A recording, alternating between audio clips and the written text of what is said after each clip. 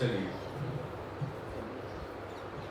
हमारे सामने आचार्य समंतभद्र स्वामी द्वारा विरचित श्री रत्नकरण श्रावकाचार ग्रंथ है।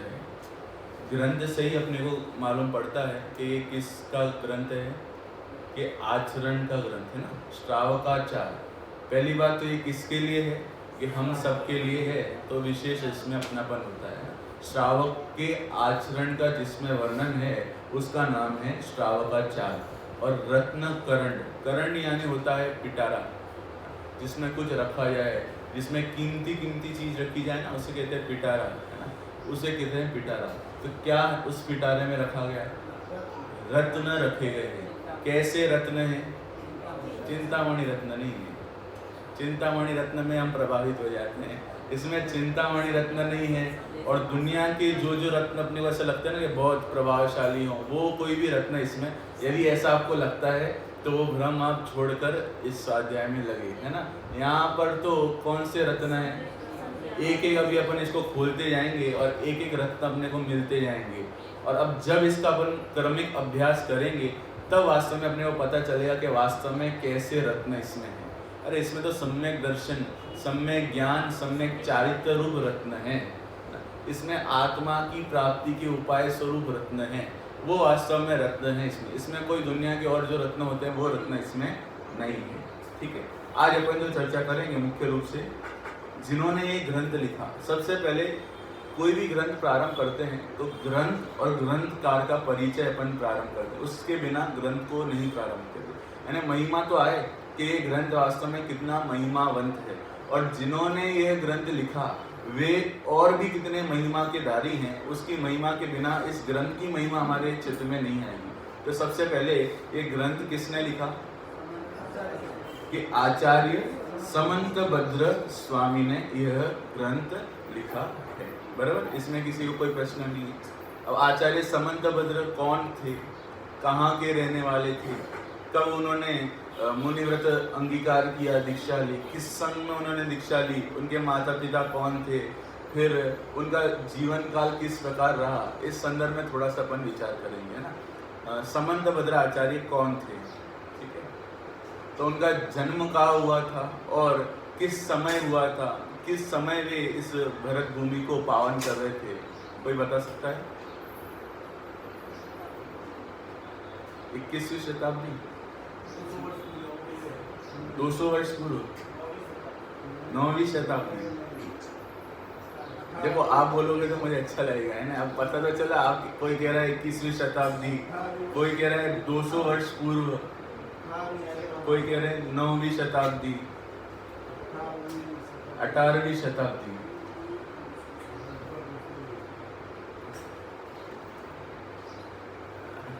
बोलो क्या है ना, इनका जीवन काल क्या था विशेष रूप से, माने कब इन्होंने भरत भूमि को पावन किया था, कब इनका अवतरण हुआ था, है ना। विचार करें, 21वीं शताब्दी तो अभी चल रही है भाई, अभी कहाँ उनका जन्म हुआ, कहाँ, अभी थोड़ी है, बहुत पुरानी बात है भाई। 18वीं शताब्दी भी नहीं है, 9वीं शताब्दी भी नहीं है ना। सारे उत्तर को मैंने आपके डिस्कस कर दिया। 21वीं शताब्दी तो है ही नहीं, उसमें तो कोई प्रश्न ही नहीं है, क्योंकि अभी 21वीं शताब्दी चल रही है। 18वीं शताब्दी भी नहीं है, ठीक है, 9वीं शताब्दी भी नहीं है। सरल शब्दों में कहे तो एक बराबर रेखा नहीं मिलती कि कब उन्होंने पावन किया था। फिर भी अपन अंदाजे से, अपन ये अनुमान से लगा लेते हैं कि जो आचार्य समंतभद्र हुए हैं वे आचार्य उमा स्वामी के शिष्य, यानी उमा स्वामी के बाद हुए थे और आचार्य पूज्यपाद स्वामी के पूर्व हुए थे, ठीक है ना। कैसे हुए कि उमा स्वामी जो थे ना तत्वार्थ सूत्र के रचयिता, है ना, उमा स्वामी के बाद हुए, और सर्वार्थ सिद्धि इष्टोपदेश ग्रंथ जिन्होंने लिखा, ऐसे पूज्यपाद स्वामी के पहले हुए, है ना। तो जो उमा स्वामी थे वे प्रथम शताब्दी के अंत में, है ना, उत्तरार्ध में हुए थे, और उसके बाद ये आचार्य हुए, कौन? समंतभद्र आचार्य। बराबर, तो इसका मतलब ये जो आचार्य समंतभद्र थे ये दूसरी या फिर तीसरी शताब्दी को पावन कर रहे थे, है ना, दूसरी तीसरी शताब्दी के। अब बहुत प्राचीन बात है ना, आप अनुमान लगा लो, आज से करीब 1700-1800 वर्ष पूर्व की बात है। 18वीं शताब्दी तो बहुत नजदीक की बात हो गई, 200 वर्ष तो बहुत नजदीक, 200 300 वर्ष पूर्व तो टोडरमल जी हुए, तो आचार्य समंतभद्र तो बहुत पहले हुए ना भाई। 300 वर्ष, 300वीं जन्म जयंती हमने टोडरमल जी की मनाई ना पिछले वर्ष, तो टोडरमल जी को 300 वर्ष हो गए, तो आचार्य समंतभद्र तो बहुत पूर्व के हैं। यानी जो मुख्य आचार्य परंपरा है ना, आचार्य कुंद उस सामनाई के हैं, उस वंश के हैं, उस परंपरा के हैं। आचार्य कुंद हुए, आचार्य कुंद के शिष्य हुए आचार्य उमा स्वामी, बराबर, और आचार्य उमा स्वामी के शिष्य हुए आचार्य समंतभद्र, और आचार्य समंतभद्र के शिष्य हुए पूज्यपाद स्वामी। और इस परंपरा को आप और पूर्व तक देखो ना, तो श्रुत केवली की परंपरा से परंपरा चलती है। कौन सी श्रुत केवली? कि भद्रबाहु श्रुत केवली, ये परंपरा वहां से बता रहा हूँ कि भद्रबाहु श्रुत केवली हुए, और उनके शिष्य कौन थे पता है? भद्रबाहु के जो शिष्य कौन थे? चंद्रगुप्त मुनि, ठीक है ना। भद्रबाहु श्रुतकेवली हुए, उसके बाद चंद्रगुप्त मुनि, चंद्रगुप्त मुनि के बाद आचार्य कुंद हुए, और आचार्य कुंद के बाद हुए आचार्य उमा स्वामी, आचार्य उमा स्वामी के बाद हुए आचार्य समंतभद्र, और आचार्य समंतभद्र के बाद हुए आचार्य पूज्यपाद स्वामी। इस प्रकार से ये पूरी आचार्य परंपरा चलती है, और इसके अनुसार उनका, यानी यदि उनका जीवन काल अपन देखें संक्षिप्त में, तो अपन कह सकते हैं 2री से 3री शताब्दी में वे हुए, ठीक है। उनका पूरा जीवन काल 2री से 3री शताब्दी में, ठीक है। अब उनका जन्म कहाँ हुआ? जन्म स्थान, ठीक है, कहाँ जन्म हुआ उनका? देखो, अपन जब आचार्यों के परिचय को देखने का प्रयास करते हैं, तो उनकी रचनाओं के अलावा हमें उसमें से कुछ भी और ख्याल नहीं आता। उनकी रचना ही हमें मिलती है, ना उनके माता पिता का नाम हमें पता होता है, ना वे कहाँ जन्म हुआ वो हमें पता होता है, कहाँ रहे होंगे वो भी, यानी थोड़ा बहुत कुछ उनकी रचनाओं से जो पता चलता है वो चलता है। बाकी उन्होंने कई ऐसा उल्लेख किया हो कि मेरे माता पिता का नाम ये है, मैं बाल काल में मेरा नाम ये, कहीं से अपने को पता नहीं चलता। कहीं से कहाँ उल्लेख कहीं आ गया हो तो अपने को ख्याल में आता है। तो ऐसा ही एक आत्ममीमांसा जो उनकी ग्रंथ है, उसकी कई प्रशस्ति में ऐसा उल्लेख आता है कि वे उदयपुर यानी उरकपुर, दक्षिण में उरकपुर नाम का जो प्रांत है, वहाँ उनका जन्म स्थान ऐसा माना जाता है। दो उल्लेख आते हैं, कहीं पर उरकपुर भी कहते हैं, और कहीं पर कांची इस प्रकार का भी उल्लेख आता है ना, कांची, ठीक है ना। 2 उल्लेख आते हैं, यानी जन्म स्थान आप समझ लो कि दक्षिण में उनका जन्म हुआ था, इतना आप समझ लो, ठीक है ना। उनका जन्म कहाँ हुआ? दक्षिण में, या फिर उरकपुर में हुआ, या फिर कांची में हुआ, ऐसा उल्लेख आता है। और ऐसा भी कहते हैं कहीं पर शिलालेखों में ऐसा मिलता है कि वे कांची के दिगंबर साधु थे, यानी मानो उन्होंने जो दीक्षा ली होगी वो कांची के किसी आसपास के किसी गांव या फिर किसी क्षेत्र में ली होगी, इसलिए उनको कांची के दिगंबर साधु कहते थे, ठीक है ना। 2 बात हो गई क्या?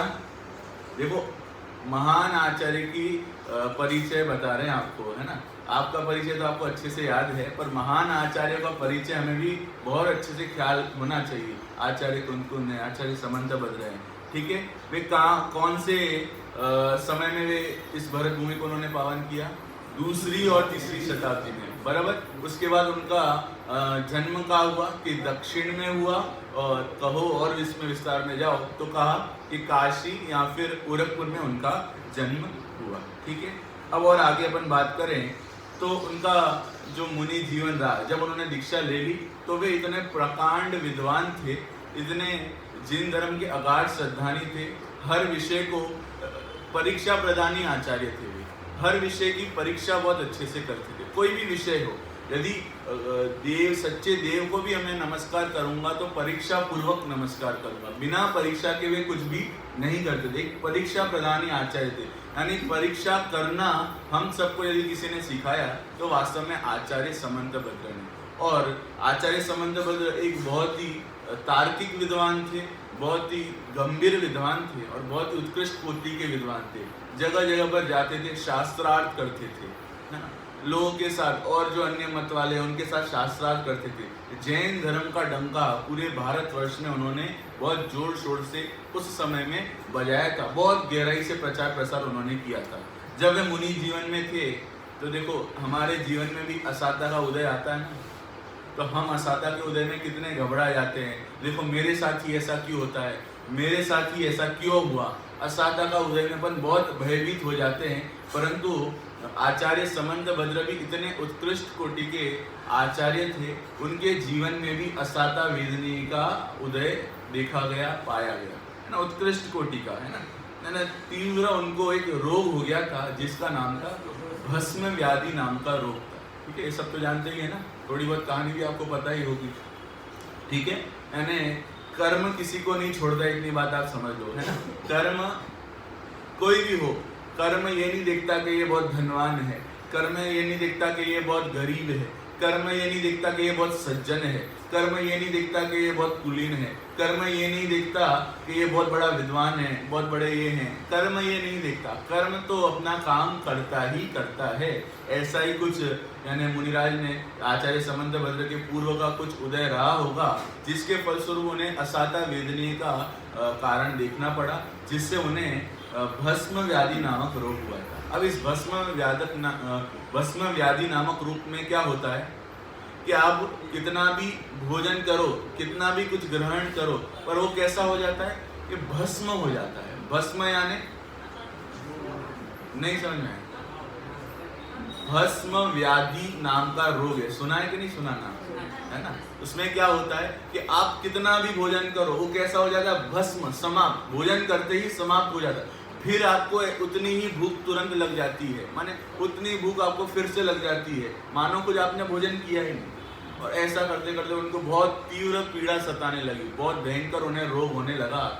अब वो विचार करने लगे कि अब मैं इस मुनि पद में हूँ, आचार्य पद में हूँ, दिगंबर वेश मैंने धारण किया हुआ है, अब इस अवस्था में ये कैसे होगा। तो फिर उन्होंने बहुत उपाय भी सोचे, और फिर अंत में उन्होंने सोचा कि अब मैं इस दक्षिण प्रांत को छोड़कर उत्तर की तरफ जाता हूँ और इस रोग को सबसे पहले दूर करने का प्रयास करता हूँ। तो वे दक्षिण छोड़कर उत्तर की तरफ जाने लगे, और उनको बीच में घूमते घूमते चलते चलते एक नगर मिला। अब वे क्या कर रहे हैं कि उस रोग को दूर करने का उपाय कर, जब तक रोग है तब तक मैं जिन धर्म की प्रभावना नहीं कर पाऊंगा निस्वार्थ रूप से। इसलिए उन्होंने सबसे पहले क्या प्रयास किया कि इस रोग को दूर किया जाए कैसे भी। ठीक है, तो वे एक नगर में गए जिस नगर का नाम था पुंड्र नगर, जो बौद्धों की विशेषता से था, बौद्ध लोग जहाँ विशेष रूप से पाए गए थे। एक पुंड्र नगर में वे गए, वहाँ उन्होंने देखा बौद्धों की बहुत बड़ी दानशाला है। अब उनको कैसे भी वो रोग दूर करना था, है ना। कौन सा रोग था, भस्म व्याधि, यानी अच्छे से अच्छे पकवान व्यंजन को वो जब वो तृप्त हो जाएंगे तब वो रोग अपने आप समाप्त हो जाएगा। तो अब वे ढूंढने लगे कहाँ मुझे ऐसा भोजन मिले, कहाँ मुझे ऐसी तृप्ति मिले जिससे मेरा ये रोग समाप्त हो जाए। तो वे एक पुंड्र नगर में गए जहाँ बौद्धों की दानशाला थी। वहाँ उन्होंने देखा कि बहुत लोग, बड़े बड़े लोग यहाँ पर आके क्या करते हैं, अच्छे अच्छे व्यंजन भोजन दान करते हैं। तो उन्हें लगा कि यहाँ पर मेरा काम हो जाएगा, मुझे मेरी जो भस्म व्याधि है वो मैं यहाँ पर दूर कर दूंगा। पर जब वे वहाँ गए तो वहाँ भी उन्होंने देखा, तो फिर अंततः उनको लगा कि नहीं, यहाँ भी मेरी भस्म व्याधि इतनी तीव्र है कि इससे ये शांत नहीं हो रही है। फिर वे वहाँ से निकल कर और आगे गए तो एक ऐसे स्थान पर गए जहाँ उत्तर भारत का एक स्थान है दशपुर मंदोसर, है ना, एक स्थान है दशपुर मंदोसर। वहाँ गए, वहाँ भगवत वैष्णव का राज्य है ना, वहाँ पर सब लोग वैष्णव को, हिंदू धर्म के अनुयायी थे, तो वैष्णव धर्म को बहुत मानते थे। तो वैष्णव धर्म को बहुत मानने वाले लोग थे, और वहाँ पर उनका एक बहुत बड़ा मठ यानी एक धर्म का स्थान था, उनका बहुत बड़ा मठ था। वहाँ उस मठ में जो लोग होते हैं, वो जो आते हैं मंदिर, उनका जो मठ होता है वहाँ आते हैं, तो बहुत भोजन आदि जो सामग्री होती है वो वहाँ पर उनको देते हैं, समर्पित करते हैं, है ना। तो वहाँ उन्होंने देखा, तो वहाँ भी उनको लगा कि यहाँ भी मेरा काम हो जाएगा, जो मेरा भस्म व्याधि का रोग है वो यहाँ पर होकर पूर्ण हो जाएगा। वहाँ वे रहे, तो वहाँ भी उनका यानी उन्होंने मुनि जो मुनि दीक्षा जो ग्रहण किया था, मुनि वेश जो था उसको अंगीकार कर दिया था। फिर वे जब दूसरे वेश में आ गए, पहले बौद्ध का वेश उन्होंने अपना लिया, और बौद्ध के वेश में उन्होंने अपना जो रोग था उसको दूर करने का प्रयास किया, पर वहाँ भी नहीं हुआ। फिर जब यहाँ पर आए तो वैष्णव का वेश उन्होंने धारण कर लिया कि मैं वैष्णव, सामान्य ऐसे वेश में जाऊंगा तो मुझे कौन अंदर लेगा, है ना। तो उन्होंने क्या किया कि वैष्णव का वेश धारण कर लिया, और फिर वहाँ पर वे क्या हुए कि उन्होंने भोजन आदि का लेने का प्रयास किया, पर वहाँ भी उनका रोग नहीं दूर हुआ। इतना भयंकर रोग उनके हो गया था कि जो भी इतना भोजन ग्रहण करते थे तो वो भस्म हो जाता था ना, खत्म हो जाता था, और तुरंत उतनी भूख की पीड़ा उन्हें सताने लगती थी। ऐसे करते करते, भ्रमण करते करते फिर वे बनारस नगर में पहुँचे। कहाँ पहुँचे? बनारस नगर में वे पहुँचे, है ना, जिसको शायद वाराणसी भी कहते हैं ना। आज उसको, पहले ज़माने में बनारस कहते थे, अभी उसे वाराणसी कहते हैं, बराबर है। तो बनारस नगर में वो पहुँचे थे, जहाँ के राजा का नाम था शिवकोटि। बहुत अच्छे राजा थे, शिवकोटि राजा थे, जो शिव को मानने वाले थे। जो शिव है ना, एक भगवान, जो हिंदू धर्म में जो भगवान है शिव को मानने वाले वे थे। और वहाँ पर उनका एक बहुत, उस बनारस में उन्होंने एक बहुत बड़ा विशाल मंदिर बनवाया था, है ना, शिव का बहुत विशाल मंदिर बनवाया, है ना, नाम मेरे ख्याल में नहीं है, तो हाँ, तो ऐसा बहुत विशाल मंदिर उन्होंने बनवाया। वहाँ पर अब वे गए, है ना, आचार्य समंत भद्र भ्रमण करते करते वहाँ गए। अब वहाँ का सब उन्होंने देखा, कैसा क्या दृश्य। जब उन्होंने देखा इतना बड़ा विशाल शिव मंदिर बना हुआ है और भक्तगण आते हैं और तरह तरह के उत्कृष्टतम पकवान, है ना, उत्कृष्टतम व्यंजन लेकर आते हैं और शिव को समर्पित करते हैं। अब वो बैठकर सब देख रहे थे, और देखते देखते उन्होंने क्या किया, जो समझो सब लोग, जो भक्तगण सब समर्पित करके चले गए, और फिर जो वहाँ के पुजारी थे वे वापस मंदिर बंद करके लौट रहे थे। तो उन्होंने उनको पकड़ा, पुजारी को, और कहा कि पुजारी साहब, ये जो सारे भक्तगण, ये जो पकवान, ये जो सारे बढ़िया से बढ़िया व्यंजन समर्पित कर रहे हैं शिव को, ये कैसा है? ये तो वहीं का वहीं पड़ा रह जाता है, कोई इसको ग्रहण भी नहीं करता, है ना। मेरे पास एक ऐसा उपाय है कि ये जो सारे के सारे जो व्यंजन पकवान है ना, इसको मैं शिव को समर्पित कर सकता हूँ। समर्पित यानी शिव को खिला सकता हूँ। मेरे पास एक ऐसा उपाय। अभी तो आपका क्या हो रहा है कि लोग वहाँ पर समर्पित करके चले जाते हैं और फिर आप वापस उसको उठा लेते हो, पर यदि वो पकवान, वो व्यंजन शिव ग्रहण ही नहीं करेंगे तो फिर वो आपका समर्पित करना कैसा रहेगा? वो तो व्यर्थ हो गया, वो तो आप वापिस उठा रहे हो। मेरे पास एक ऐसा उपाय है कि जिससे मैं ये सारे के सारे व्यंजन क्या करूँगा कि मैं शिव को समर्पित कर दूंगा, उनको खिला दूंगा। ऐसा मेरे पास उपाय है। पुजारी सोचने लगे तो भाई बढ़िया उपाय है। तो तुरंत क्या भागा राजा के पास गया। शिवकोटि जो राजा थे ना, उनके पास गया और उनके सामने सारी चीज़ें, ये सारी घटना बता दी कि एक ऐसा ये व्यक्ति आया और ये ऐसा ऐसा बोल रहा है। ठीक है, राजा बड़ा माने वो हो गया कि भाई ऐसा कैसे हो सकता है, ऐसा है तो उसको बुलाओ कल, है ना, उसको मंदिर में बुलाओ, शिव मंदिर में, और कल मैं उत्कृष्टतम पकवान लेकर वहाँ पर जाऊँगा, उत्कृष्टतम व्यंजन भोजन वहाँ पर लेकर जाऊँगा और उसको आप बुलाओ। ठीक है, तो ऐसे करके उसने आचार्य समंत भद्र जो थे उन्होंने वेश बदला और फिर शिव के जो वेश था उस वेश में, पुजारी के वेश में आ गए, और फिर सारे वो राजा थे वो एक से एक पकवान व्यंजन लेकर आए और अब उनके मंदिर के वहाँ रख दिया। और पुजारी जो अन्य पुजारी थे साहब, उनको कहा कि अब ये जो प्रवेश द्वार है उसके जो जहाँ शिव की जो होगी उसके अंदर आप रख दो। ठीक है, अब सारा रख दिया। अब फिर उन्होंने कहा कि अब ये जो कमाड़ है ना, कमाड़, इसको क्या कर दो, जो दरवाजा है ना, इस दरवाजा को बंद कर दो। अब मैं क्या करूँगा कि जो सारा व्यंजन भोजन है इसको मैं शिव को समर्पित कर दूंगा, शिव को खिला दूंगा।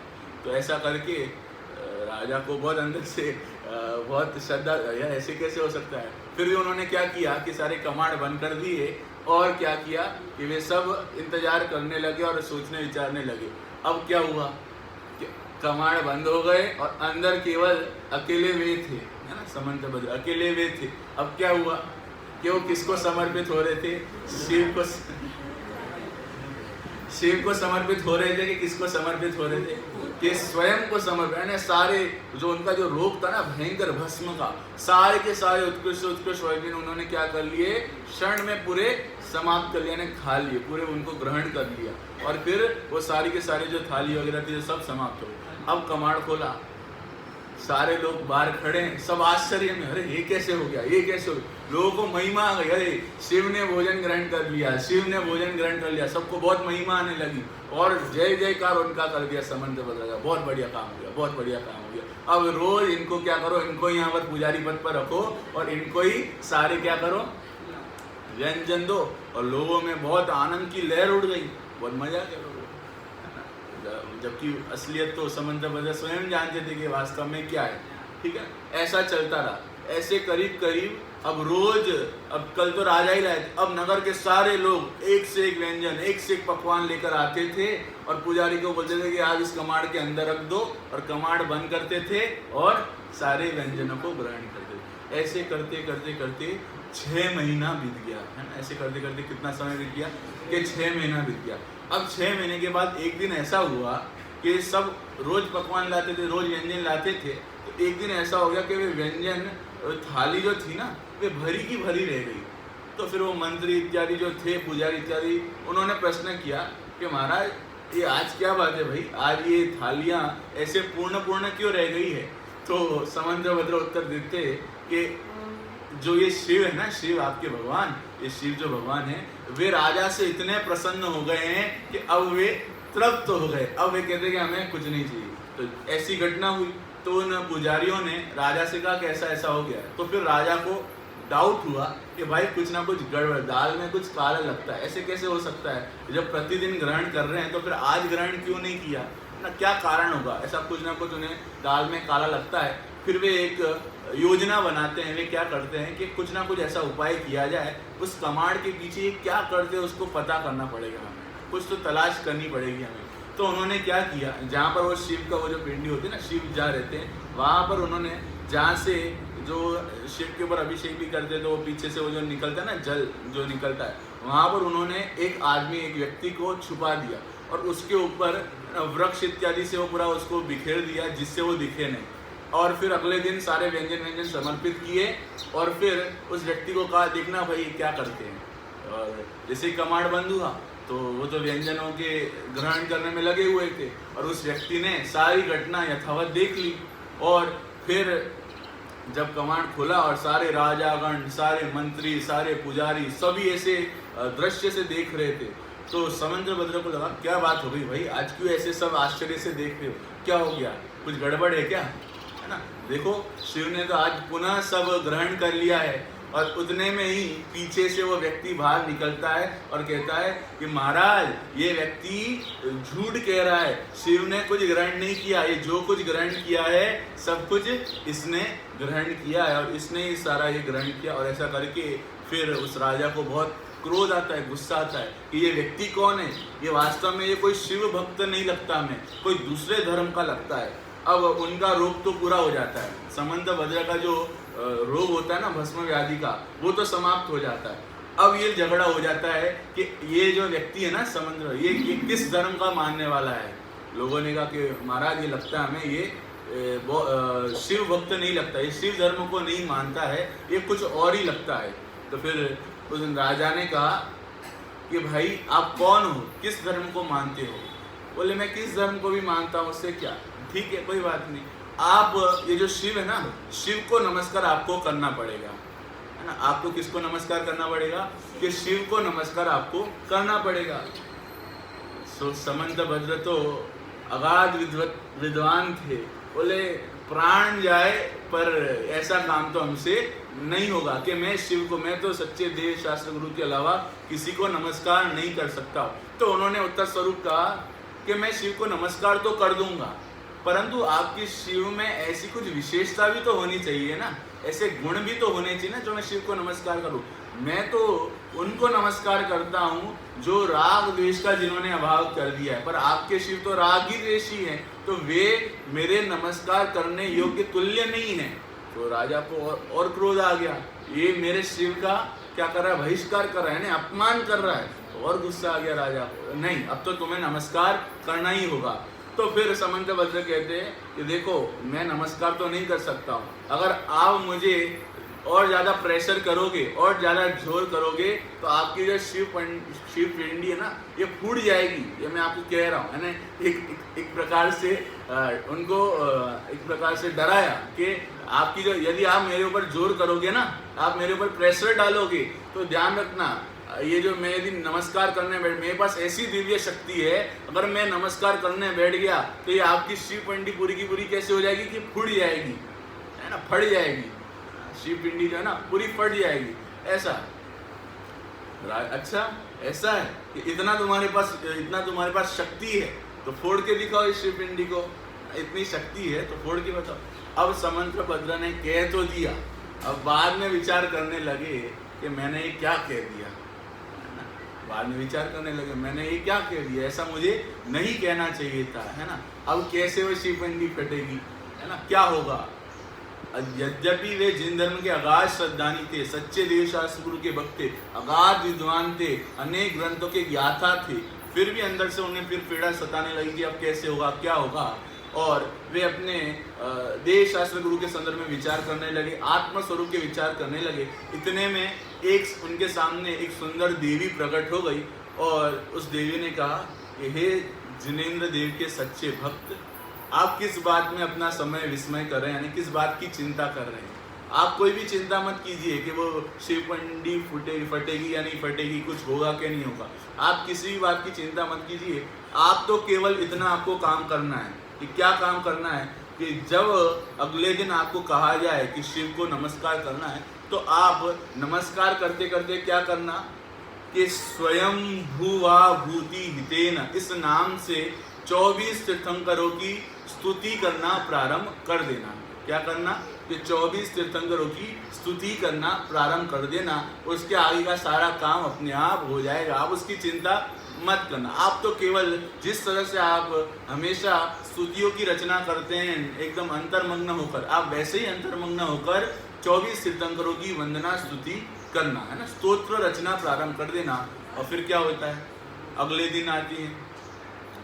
जैसे ही अगला दिन आता है और राजा महाराजा मंत्री पुजारी सब तो बहुत प्रसन्न होते हैं, आज इसका भांडा फूटने वाला है भाई, है ना, आज इसका, है ना, इतने दिन से हमें मूर्ख बना रहा था, आज इसका वास्तव में असली चेहरा हम सबको पता चल जाएगा। ऐसा सब लोग प्रसन्न हो गए।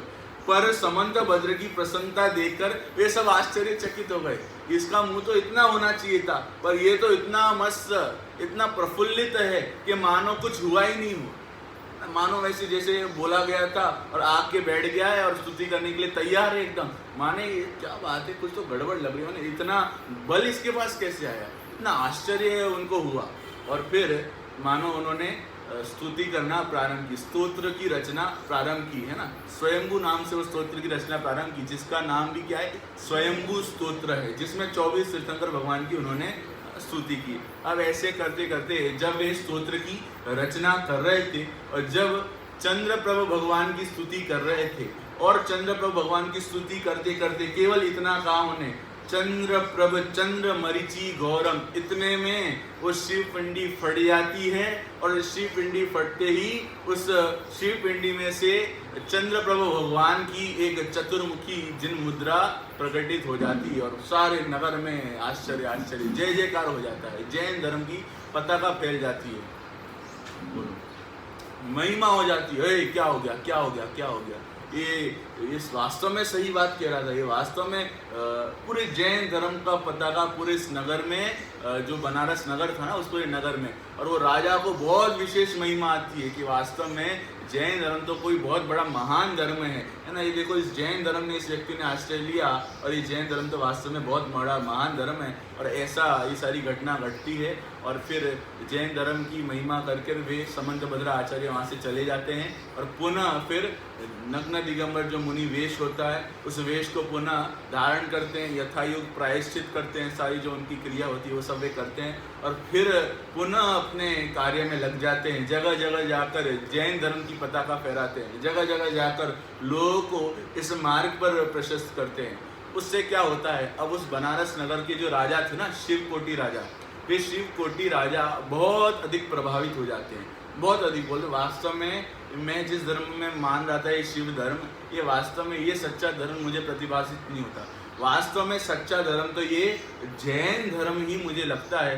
अंतर में बहुत सचुर संवेदन होता है, उन्हें अंतर में बहुत भेद विज्ञान की धारा उनके प्रवाहित होती है, वैराग्य उनके चित्त में आ जाता है और वे शिवकोटि महाराज क्या करते हैं कि उस शिव दर्शन जो है ना उसको छोड़कर जैन दर्शन को अपना लेते हैं और वैराग्य धारण करके मुनि व्रत अंगीकार कर लेते हैं। देखो कितनी महिमा हो जाती है।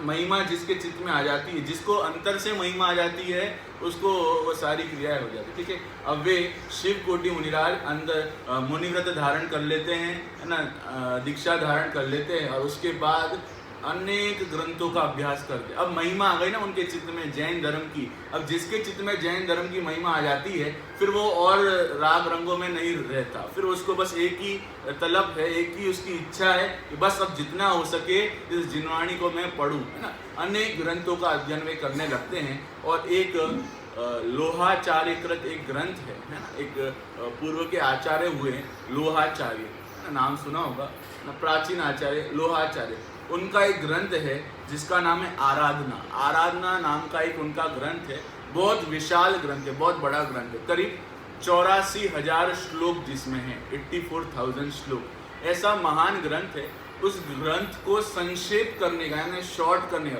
ग्रंथ तो बहुत बड़ा है, सामान्य श्रावक सामान्य व्यक्ति इतने विशाल ग्रंथ को नहीं पढ़ सकता। तो इन शिवकुटी मुनिराज को ये विकल्प आया कि इस ग्रंथ को हमें क्या करना चाहिए, कि संक्षेप करना चाहिए। तो उन्होंने उसका बहुत गहराई से अध्ययन किया और फिर उस ग्रंथ को 44 अध्यायों में और 3,500 श्लोकों में प्रस्तुत किया।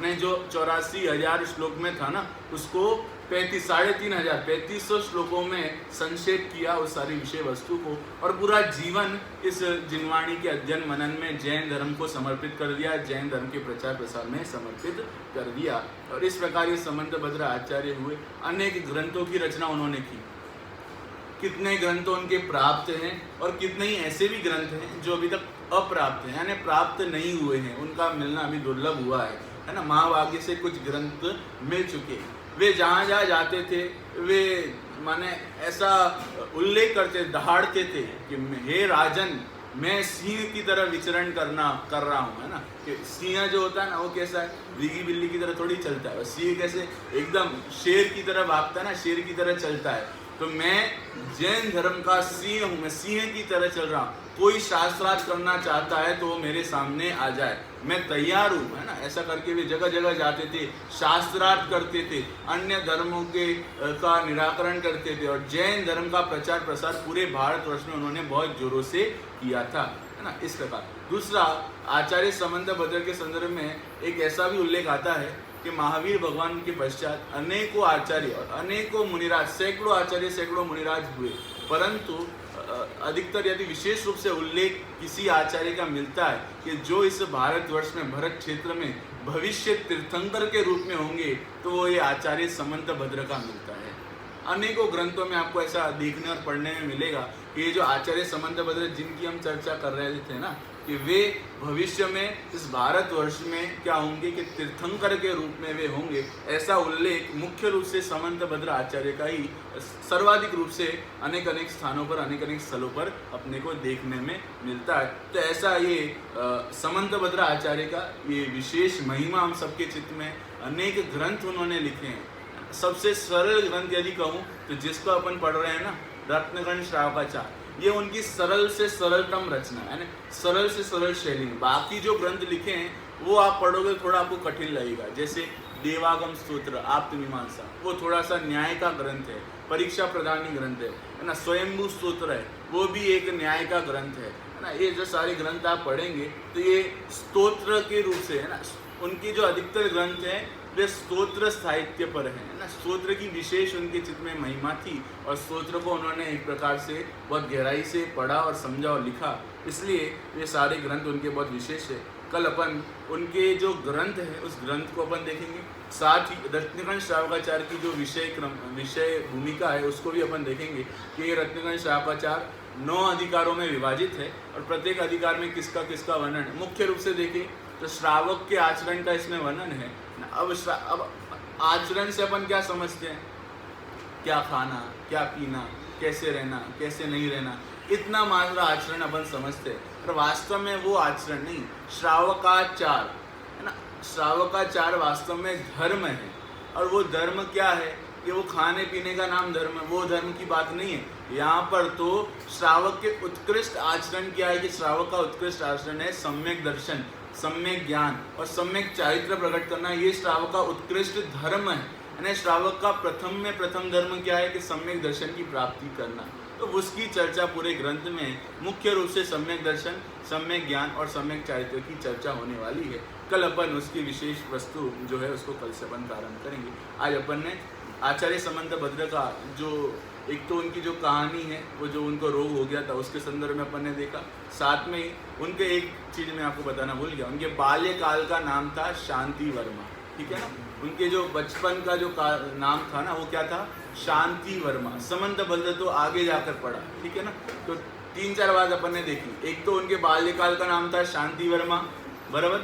दूसरा, उनका समय क्या था, 2री से 3री शताब्दी, है ना, 2री से 3री शताब्दी, या फिर कहो 1700-1800 वर्ष पूर्व का उनका काल था, ठीक है। उसके बाद वे किस परंपरा से, तो मूल जो आचार्य कुन की आमना है, उस आमनाई के वे थे। बहुत लोग थे जैसे भाई हम क्यों माने उनकी बात को, है ना, कौन से आचार्य थे, किस परंपरा के थे। तो ये तो मूल आमनाएं, मूल जो आमनाएं है ना आचार्य कुन की, मूल आमनाएं के थे, है ना। भद्रबाहु से लेकर आचार्य कुन, और आचार्य कुन के बाद आचार्य उमा स्वामी, आचार्य उमा स्वामी के बाद आचार्य समंत भद्र, और आचार्य समंत भद्र के बाद आचार्य पूज्यपाल, है ना। इसी परंपरा के ये महान आचार्य थे। इसलिए इनकी जो बात है वास्तव में पूर्ण रूप से प्रामाणिक बात है। ये ग्रंथ बहुत प्रामाणिक ग्रंथ है, ऐसा समझकर अपने को इसका गहराई से अध्ययन करना चाहिए, ठीक है। उसके बाद इनका जन्म कौन से दक्षिण में हुआ, इनका जन्म, ठीक है ना।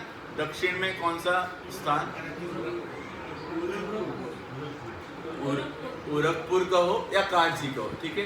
दूसरा, इनका दीक्षा का स्थान भी कांची ही कहा जाता है, कि ये कांची के आसपास किसी स्थान में इनका दीक्षा इन्होंने ली होगी, ठीक है। उसके बाद पूरी जो कहानी जो अपन ने देखी, जो उनको भस्म व्याधि रोग हुआ था, फिर अलग अलग स्थान पर वे गए, कभी बौद्ध का वेश उन्होंने धारण किया, तो कभी वैष्णव धर्म का वेश धारण किया, फिर अंत में शिव भक्त भी बन गए, और फिर वो पूरी जो घटना अपन ने देखी, और किस तरह से उनका भस्म व्याधि रोग पूर्ण हुआ, और किस प्रकार से वे चंद्रप्रभु भगवान की प्रतिमा प्रकटित हुई। ये सारी घटना, ये सारी आगम में प्रथमान योग में आती है। उसको आप और विशेष रूप से पढ़ोगे तो आपको और भी बातें इसमें से ख्याल में आएगी। इस प्रकार से ये और इसमें विशेष बात, इससे अपने को और महिमा इससे आती है कि ये भविष्य के तीर्थंकर होने वाले हैं, तो इससे वास्तव में इनकी और विशेष महिमा अपने को ख्याल में आती है। ऐसे आचार्य समंत भद्र हैं, और ऐसे ही उनका महान ग्रंथ है रत्नगण श्रावकाचार, जिसको अपन कल से और अधिक विस्तार से प्रारंभ करेंगे।